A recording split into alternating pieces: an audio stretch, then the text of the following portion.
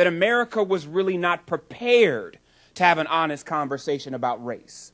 And I believe that Americans, for the most part, are cowards because race is uncomfortable. I remember being a student at Cleveland Heights High School when there was a walkout in 1990. And that walkout was primarily around issues that African Americans were having about feeling like they were being served by an institution where they were becoming the majority of the student population. And I remember being with my mom, who worked for TRW at the time, and when we left Cleveland Heights and were in less colored suburbs of Cleveland, at the time Beechwood and others, where they would ask my mom, what school did I go to? And I would say Cleveland Heights, and they would say, oh, are you okay? You don't look like you go to Cleveland Heights. Because there, as a result of that walkout, there was now a stigma of what Cleveland Heights was or becoming that was related to issues of race that were never fundamentally discussed. And so there was never a discourse to provide those inside or outside of Cleveland Heights with the opportunity of understanding what did black students feel like in a school system that was actually more progressive and more tolerant than probably any other school system in the state of Ohio, I would argue. And so it's an interesting perspective as we look not only at Cleveland Heights, but as we look around the country at many, even in this room, that would be afraid to have a conversation about race with someone of a different ethnicity or a different culture, not because they are intellectually incapable, but because they are afraid of potentially, possibly, maybe offending someone with something that they don't know. And even in halls of academia, I don't find us effectively talking about the issue of race, which is really the place above all else that discussion should be free to take place, where we can argue with each other intellectually about what we believe and what we don't believe, where our ignorance should be challenged by facts and statistics, where we should deal with the cultural realities of the country that we come from. Because even before I can get into what is real about race or Raggedy and an African-American reality of what it means to be in this country and to be able to go beyond a civil rights movement into a movement that deals pragmatically with issues that are, in many cases, beyond race, that deal with economic status, that deal with the socioeconomic realities of poor communities.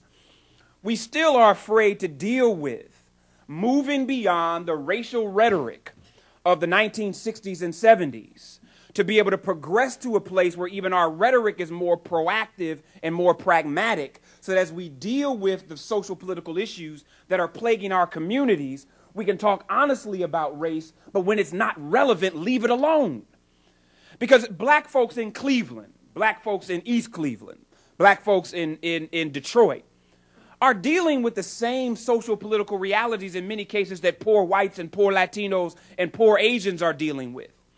But if we lie about the reality that some of that condition is still affected by race, we do a disservice to the pragmatic work that has to be done to reverse it.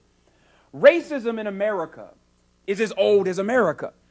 If you read In a Matter of Color, written by A. Leon Higginbotham, a brilliant lawyer and judge who was a Harvard professor, he lays out the reality that slavery in America was not some institutional anomaly that all of a sudden showed up in America, but that there was a pragmatic schedule of court cases and legislation and instances along the South, along the East Coast and the South, primarily Virginia down to South Carolina, that set the legal precedent for slavery being an institution in America. Why is this important? It's important because racism in America is not the same as racism in other countries. Racism in other countries may be a byproduct of immigration, but racism in America is a byproduct of slavery. And so if we're not honest about the reality of slavery, we can't be honest about the reality of racism in America. And racism in America has never been about an inherent hatred of a group of people. Racism in America has always been about power. And racism in America has been about groups being able to maintain economic power over other individuals. Now, if we were honest, it wouldn't matter if they were black, or if they were purple, if they were polka dotted. We understand that slavery in America was about an economic opportunity to be able to utilize a group of people for free labor, to be able to ensure that the United States of America had the ability to be able to make more money than any country its age or its size in a short amount of time. America is not so I sometimes talk to young people and ask, do you ever wonder how America, in less than a century, was able to compete with countries, civilizations that had been around 10 times the amount of time that the United States had been around? And normally they begin to give the rhetoric of America's just a great country. It's our freedoms that made us so great.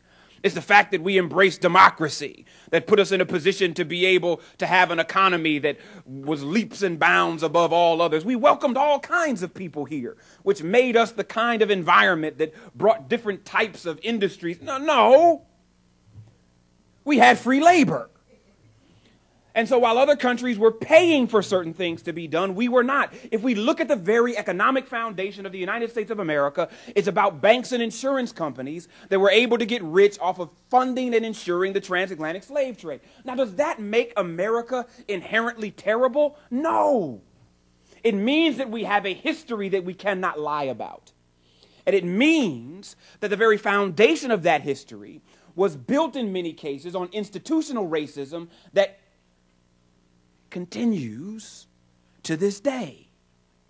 And so if we would look at the writings of W.E.B. Du Bois, where he would talk about the major issue of the 19th century was going to be that of the color line.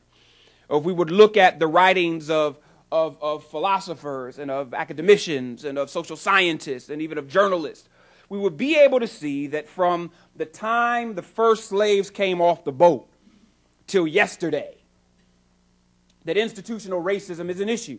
If we look in the city of Cleveland and we look in places where education has been a priority, where educational resources and investment in education has been serious, many would be able to say that this is just a byproduct of the tax base. And we're in communities where if you pay higher taxes, that means that you get greater resources for your public school system. Well, if that were as simple as it got, I could agree with that. But the reality is there is more going on with who lives in what community than simply do you have the resources to be able to afford a home and pay the tax base. I still have not been able to understand in a city like Cleveland why anybody on one side or the other allows barriers to exist between Shaker and Cleveland. How archaic is it to believe that in some way, shape, or form, this is actually a mechanism to ensure that we control traffic? And in order to control traffic in certain areas, we've put barriers to ensure that you can't drive from one city into another. When the reality is one city, well, then again, we have to ask, are you an upper Shaker or lower Shaker? Because if you're an upper Shaker or lower Shaker, that will determine also the composition of your neighbors. Racism is real. And if we don't deal with it in two ways. One, many of the things that I've talked about are truisms that many of us know. Some of us want to act like they're antiquated. But if we don't talk about race, especially as African Americans, in fundamentally believing that institutional racism still does exist, and there are institutions that maintain that racism, again, not because they have an inherent hatred for black people, but because they are attempting to maintain a certain level of economic and political power that is reflective of the people that they believe they represent and those people that make up that institution. I don't remember the last time I felt as if, coming into Cleveland, that the institutions that have the greatest amount of power actually care about poor people. Now, I don't sit in some of these boardrooms.